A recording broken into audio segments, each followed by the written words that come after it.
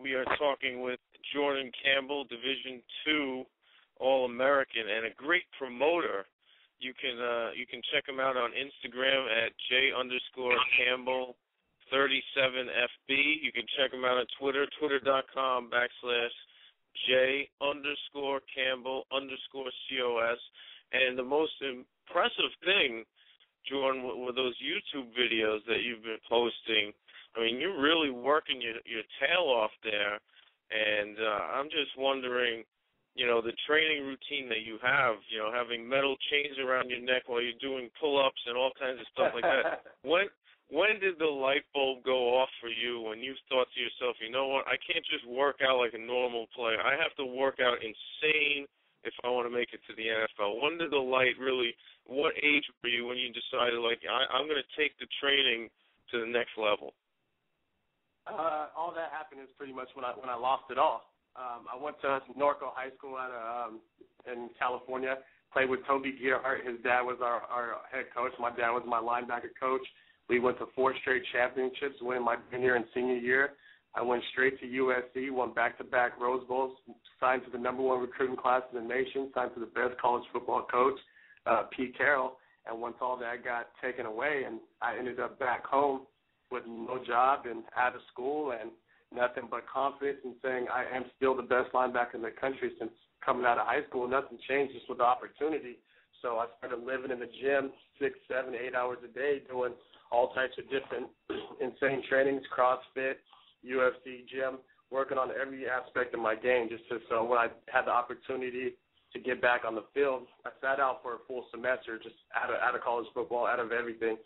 So to go from, like I said, being at the #1 school in the country at SC at that time, playing with Cushing and Clay Matthews, Brian, and Ray Malug and all those guys, to knowing that I had to go to a Division II school. Do you regret leaving USC at all? Yeah, I never wanted to leave USC. Going to USC was my goal, my dream. I have a big USC tattoo on my arm, and it was everything that I was looking for in a college. I was a year away from graduating from USC when the NCAA sanctions hit and Pete Carroll took off to the NFL. So definitely I have regrets because I wanted to stay there and I wanted to finish up my college career there, and I would have been an All-American if I would have never left that school. But the opportunity and just things happened where I had to move on, and it ended up leaving me 6 years of college. But everything that I went through, to look back at it now, I became a better overall athlete and overall person, and I respect the grind and the struggle so much more than I did before. And not only did you have to leave USC, you also had to leave Louisville. You were on the Cardinals. You did not play for them, but you initially signed with them. Did you ever at any point get down on yourself, with all the transferring that you had to do in terms of just thinking, why me? Why can't I just play ball and go to the NFL like all my friends? Oh, of course. I'm the last guy in my recruiting class to get opportunity at the league, the last guy to do a pro day. And transferring around so much definitely messes with your mental confidence and your game and everything you're trying to do in life and in football. And so going to 2 different schools, ended up at a third one, especially in Las Vegas, New Mexico, where there hasn't been an NFL player coming out. You get down on yourself, and you can only imagine not being able to fulfill your dreams and make it to the NFL. So every day I lost sleep over it.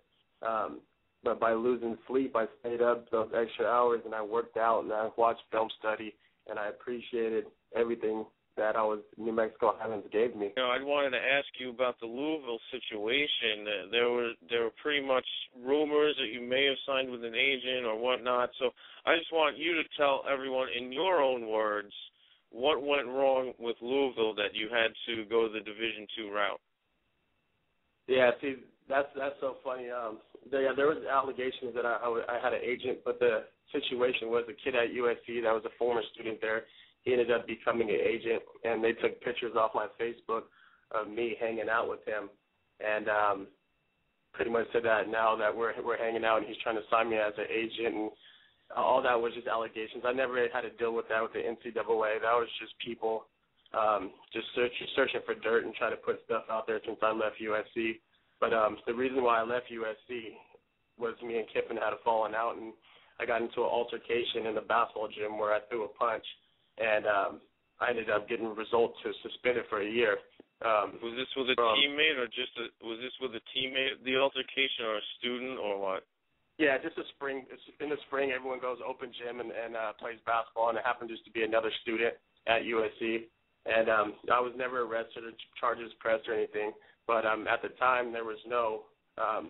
Usually, at the time when Pete Carroll was there, it goes to our athletic director, who was Mike Garrett, and he would handle the situation in house, and Coach Carroll would hand out the discipline actions, whatever it may be.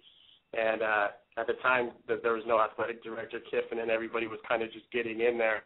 So my situation ended up going straight to the head of the school board, and they handed out a year suspension. But at the time, Charlie Strong from Florida, or who was at Louisville now, he called me and told me that they would be able to fix my whole situation, and he dealt with worse situations at Florida. And if I didn't get arrested and there's no charges pressed, that the suspension shouldn't uphold. So he put me on full scholarship and took me out to Louisville, and I was doing summer ball with him and everything. And before the second practice during fall camp, I got the senior starting spot. So I was the starting linebacker going into the season. And right before the season came out, NCAA said whatever game he plays in until his situation is resolved, you guys will have to forfeit a game. So I sat there the whole time, and game 3 they said, okay, it's a year suspension. So I had to sit out a full year of college football. That's why I came home that next spring, and pretty much stayed home and grinded it out. And like I said, lived in the weight room and waited my opportunity again to get back on the field. But the reason why I didn't play at Louisville was because I got in a fight at USC. So my suspension at USC rolled over to Louisville. Oh, okay. And at the time, Coach Strong didn't think it was a big deal. He thought I would be able to get out of it, and he flew me out to Louisville, and I started football practice with them, started going to school there, and all their people in the Louisville program, they're awesome people. They worked on my situation, and right before season start, the NCAA came and said, no, this suspension rolls over to whatever school he goes to. I mean, not only were you an All-American linebacker, but I understand you also had some running back duties, and you actually had an 89-yard punt. You have to tell me about that. Yeah, it was the same thing in high school. I was a running back, I played linebacker, and I was our punter. And when it came down to being at New Mexico, just the talent level was a lot different. So my coach asked me and pulled me aside and said, well, this is the situation. We had a running back go down, and we had a punter get hurt. Do you think you could take over the duties and help the team out? And I said, of course, no problem. I love to compete and I love to play no matter what position it's at. So I was able to run the ball and put some really good stuff on film, and I was able to finish up with about a 40-yard punting average. And last game of the year, I kicked an 89-yard punt and ended up tying the NCAA record. So it was awesome to get out there and just play ball again, and after sitting out for so long, just go out there, have fun, and felt like high school again, and just go dominate. So they pretty much worked you like a rented mule, huh? They had you as a punter, a running back, and a linebacker, and you dominated in all 3 phases. Yeah, it was just go have fun, and just let them know why you were the number 1 linebacker coming out of the country, and don't let anybody stop you. And that was just a chip I had on my shoulder. It didn't matter who I was playing or what division I was playing or who lined up against me. I'm going to treat it like it's Matt Barkley. I'm going to treat it like it's Matt Khalil or Joe McKnight or whoever I faced in my career so far. I just want to dominate the opponent. If I'm running the rock or if I'm playing linebacker, use me how you want to use me, coach. Same thing with the NFL scouts when I talk to them. A lot of them like me at running back or fullback, and a lot of them like me at linebacker, and a lot of them like me at special teams.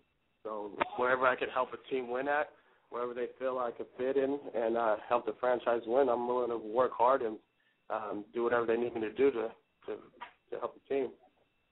So what if an NFL team said, all right, we don't think that you're a fit here at linebacker or fullback, we just want you to be our punter? Would you sign up for that?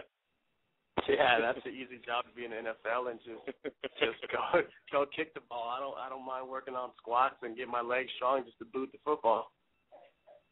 You must be the most intimidating punter in the history of football. I mean, having a linebacker's build, 6 foot, 240, rippling muscles, and you wear face paint. I've seen your YouTube videos where you have the face paint on. I mean, you've got to be really a scary punter to deal with. Oh, that's hilarious. I never thought about it like that. But looking back at it, teams really never rushed me too much. Yeah, would that be easy for you to, because I know a lot of punters, they try to exaggerate when they're getting contact because they want to draw a flag. I mean, would you be able to do that, like fake like you just got hit really hard? I don't think it would work for someone like you. Actually, I'm a pretty good flopper. I had a few games where guys came in and I kind of just loafed on the ground and exaggerated too much, but yeah, if I need to fake a little bit, I'm a pretty good actor. Well, California's in your blood, so maybe you definitely have a future in acting. But I wanted to talk to you about these shirts that you were making with the phrase "We Eatin'," EATIN, We Eatin', and I wanted to let the fans know: can they buy these shirts? Are you selling them? I mean, this seems like a great marketing thing that I could see a lot of high school and college kids buying shirts like this. Yeah, I started a company with my brother when I was at USC called Circle of Success, and one of the things that our biggest shirts that we've been selling, we sold over about 20,000 We Eatin' shirts since we started doing these YouTube videos. And We Eatin' stands for winning's everything: effort, attitude, toughness, intelligence, and nastiness. And so it's just the 7 things that I've been living by since I've been starting this journey back to the top. So when I started doing all these videos, I started wearing the shirt We Eatin' just to remind myself every day when I look in the mirror and it's my 8th hour or my 9th hour in the weight room and it seems like I can't go on, and I just look just a self-reminder of We Eatin'. And yeah, you could get the shirts at www.circleofsuccesscalifornia.com. And we have a bunch of really cool shirts and just motivational stuff and workout shirts, and it's a pretty cool brand that we started out here. We got a bunch of about 20 to 30 NFL guys wearing and supporting us, and a bunch of college guys too. Pretty inspirational. Read the comments on YouTube that the people that have been affected by my comeback and my journey, and just the motivation aspect of it with these videos that we've been putting out. So I don't plan on stopping, and I plan on got a lot of ideas written up for when I get the opportunity and the chance to get in the NFL. I hope I can affect the whole city. And we are talking with Division II standout linebacker Jordan Campbell, and I'm your host, Robert Brewer, a.k.a. Football Rob. And the inside track to any team at all, it's got to be the Seahawks. Wouldn't that be a good fit for you? That'd be a great fit for me, not only because of the coaches that are up there. My strength and conditioning coach that I worked for 3 years is up there. My special teams coach, my linebacker, my mentor, Coach Ken Norton Jr., my Pete Carroll, who sat in my living room and recruited me. But half the team is USC guys that Coach Carroll's brought up there. Either they're on the practice squad or they're actually playing on the team. If I look at the linebacker core, I grew up with Bobby Wagner and Malcolm Smith and Alan Bradford, Mike Morgan, 3-4 guys that play linebacker that I've already played with. So that would be a really cool fit for me to go up there and play for the Seahawks. But I'm open to and willing to bust my butt for any other 31 teams in the NFL, and happen to face Coach Carroll. I'm not worried about it. So, there's got to be a lot of NFL players that have been good mentors to you. You mentioned all the stud linebackers at USC, Cushing and Matthews and Maluga, and also you played for Toby Gerhardt's father. I mean, can you tell us a little bit about which players have been mentoring you through this situation that you've been going through?